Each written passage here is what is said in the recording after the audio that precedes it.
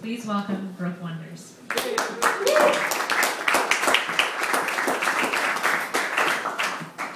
Thank you, Bill and Sarah, for having me again when it's not a snowpocalypse out there. Okay, on that note, this is called, actually I should ask, how many of you are Lovecraft fans? Oh. Awesome, okay, good. I'm in good company.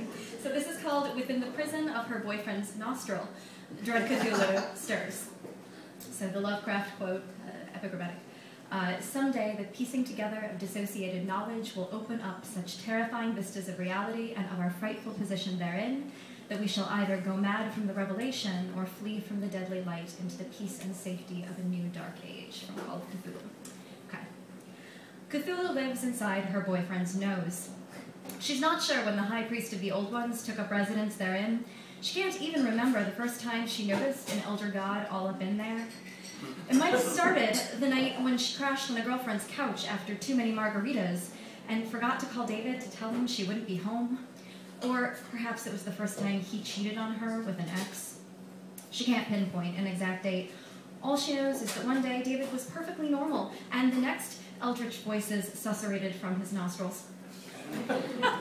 She's lying beside him, wide awake, envious of his sound sleep. From her position, clinging crab-like to the edge of the bed, she can watch his two remaining angelfish dart around the giant saltwater tank that dominates their bedroom. He loves that tank more than he loves her. She's become increasingly convinced. He's working his way up to purchasing some carnivorous fish, which are more difficult to keep alive. She hates the tank and the fish. The whole apparatus takes up too much space and is impossible to keep clean.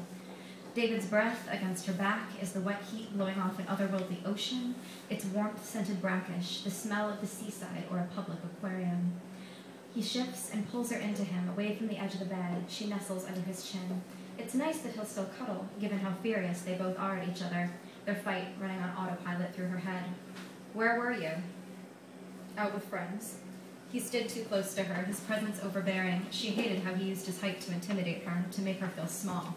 I told you that. No, you didn't. Well, maybe I just forgot. His eyes had flickered to the tank, a compulsion. What's wrong with Jerry Garcia? Jerry was his favorite angelfish, and it didn't look so good floating sideways on the surface of the salt water. I don't know, he's been like that all night. Did you remember to feed them? Of course I fed them. She could not, in fact, remember if she'd fed his fish. Is this some kind of petty revenge? Well, maybe I just forgot, she mimicked. It's not like a trip to my dick fell in someone. Then he called her a jealous bitch, and she's pretty sure that's when she ripped the alarm clock out of the wall and threw it at his head. He fished Jerry Garcia out of the tank and buried him in their front yard, and they'd both gone to bed enraged. Now, curled against David's chest, she looks up into the twin voids of his nostrils, and it's like peering through still water. There's his nose hair and the tender pink flesh that protects cartilage, but beyond that, only shadow, within which angles twist and distort. She can see a wall of blue-gray water rising up like a tidal wave or a sneeze, a monstrous storm hiding inside her boyfriend's somnolent body. Silhouetted before tumescent clouds, a hulking form overshadows the pulsating sea. Its head is wreathed in feelers, and twisted wings jut from its ponderous body. Thankfully, the dread Cthulhu appears to be sleeping, although its tentacles writhe as if awake, as if they have eyes and can see her, are reaching for her. She blinks, pulls back from the unwanted vision. She'd been hoping against hope that tonight, when she checked, Cthulhu would be gone, off to infest the noses of other people's boyfriends. But no. She wonders if the view is bidirectional, if Cthulhu can peer back out at her, if the dread god saw her and David arguing just now, for instance, and if Cthulhu thinks they should break up.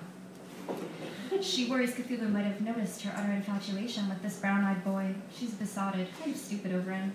David is larger than anything else in her small world, so the fact that his nostril is bigger than an immortal doesn't surprise her much. David's stubble scratches her forehead as she wriggles free of his embrace, turning her head so one ear hovers above his nostril. She listens for the subterranean voice emanating from his nose, tries to parse the sibilance.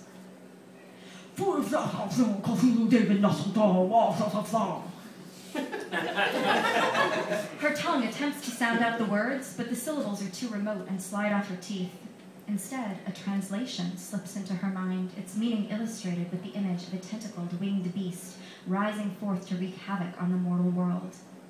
In his house, in David's nostril, dread Cthulhu waits, dreaming. His beauty is undeniable. Her boyfriend's, not Cthulhu's. The god is right hideous.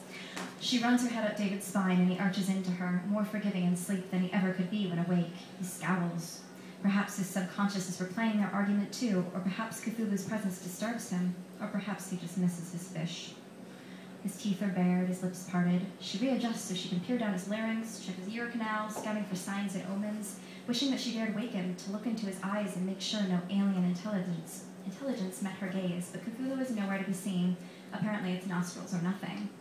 Satisfied that the eldritch horror has gained only the one small foothold, she wrestles her way back under David's arm, hogging the blanket. She's watching David's now slack face absently, debating whether or not to touch his soft curls, when a long feeler creeps along the rim of his left nostril, gains purchase on his soul patch, and begins to claw its way to freedom. Transfixed, she watches 3 more twitching tentacles clamber free. Should she wake him? Suffocate him to prevent Cthulhu being born into this world? What is a responsible girl to do in the event of one's boyfriend birthing an old one via nasal cavity? And still David slept on as if under an evil spell. She pushes the tentacle away from David's mouth, and the others latch onto her, suckers tearing at her knuckles. Inside the recesses of the nostril, it no longer looks much like the elder god lies dreaming. No, Cthulhu's red eyes bore into her. The god seems wide awake and ready to apocalypse. She wants to look away, tries to, but the nostril is increasing in size, yawning toward her. The tentacles grasp at her wrist, tugging her, and then everything slides and melts, and she's falling. She desperately tries to hold on to something, David's arm as it ripples into acid trip, the pool of shadow near his throat, but she can't hold on to him. Everywhere she touches, his smooth skin's gone rotten, and her fingers pass through peach-colored pulp, fleshy, and still faintly perfumed with his sweat. She sits up, disoriented, stares about. Her palms are greasy with mucus. The world has inverted, and she's inside his nostril, David's nostril. Around her, the jagged remains of a fallen city transfix the skyline, Cthulhu's forsaken corpse city risen up around her. A gaping hole opens in the air, lurid black slash, and the otherwise unsignifying tornado green fleshscape. From within this crack in reality steps the misshapen form of the elder god, but now Cthulhu's her-sized. Its tentacles drip with ichor, its bat wings beat furtively at the stagnant air.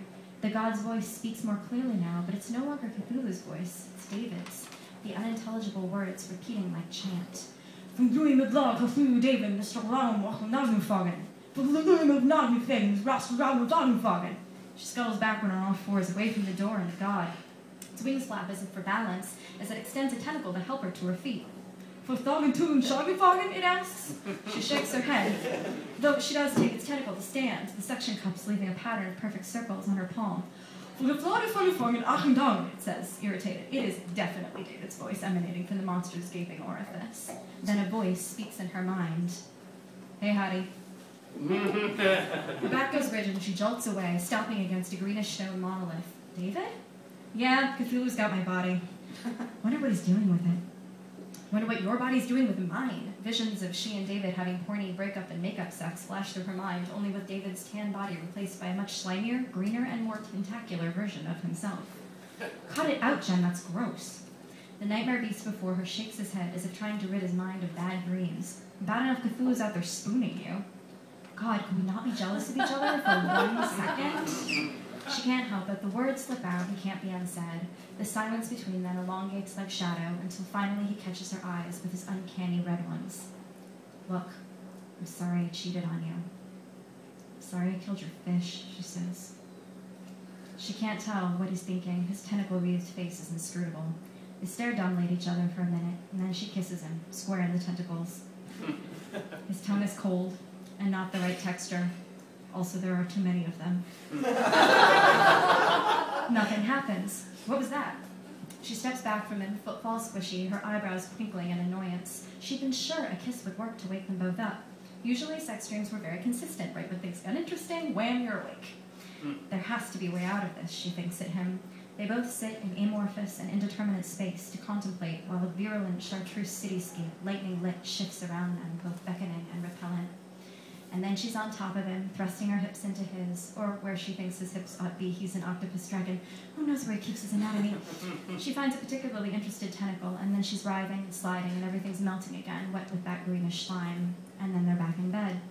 She pins him to the sheets with her elbow on his throat, and he flares his nostrils in surprise, but he doesn't look pissed off anymore, and Cthulhu isn't in his nose. It's just his body, slick with sweat, not slime, his eyes wide-pupiled mid-coitus, but no longer lit with incandescent fire. That was unexpected, he pants into her ear, tugging her back down to the bed like nothing bad had ever happened to either of them. She lets him push inside her. Their bedroom is a wreck. Someone's punched a hole through the aquarium, a wrathful god or her angry fist, she's not sure. There's an inch of crunched glass and salt water on the floor, and she can't differentiate what's left over from their fight and what's been Cthulhu'd. Salt water drips impossibly down the walls, which are coated with an unrecognizable greenish substance that glows faintly. Her long clock lies shattered on the floor, and nearby 2 angelfish flop weakly in the debris. Thank you.